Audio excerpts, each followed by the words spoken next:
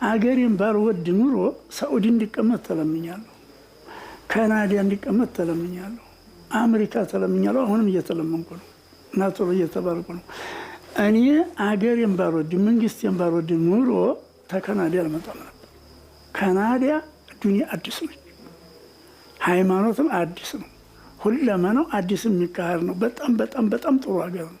ተዛ አልመጣም ነበር። ስለዚህ አገሬን እወዳለሁ። በእውነቱ ደግሞ ተህርን አገራችን ብዙ መለያለሁ። አገራችን እኮ ብዙ መለያለሁ። እሳቸው እንግዲህ ዲነል ኢስላም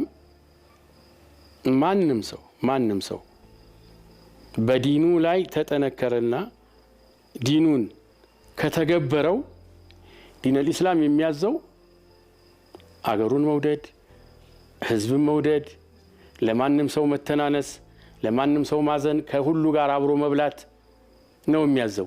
ይሄ የሳቸው በዲናቸው ላይ ወዲህም ሳይሉ አላህን በመፍራት ቀጥ ያሉ ስለሆነ ከዛ የሚመነጭ ነው።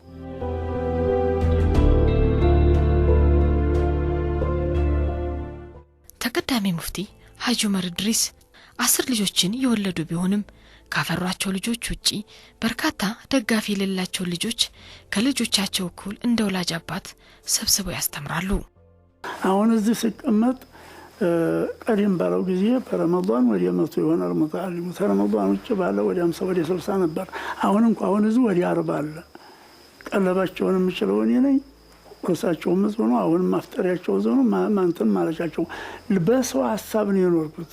ተልጆች ተባልተቤት ይበልጥን ይባልተቤት ጋር በልቻለሁ፣ ልጆች ጋር በልቻለሁ፣ እመበለው ተማሪዎቹ ጋር ከመስሪያ ቤታቸው መተው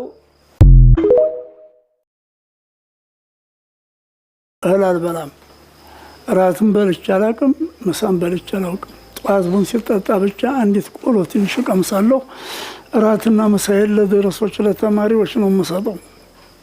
እነሱ ናቸው የሚበሉት። 6 ዓመት 6 ወር ተቀመጥ ራት ምሳ በልቻለሁ።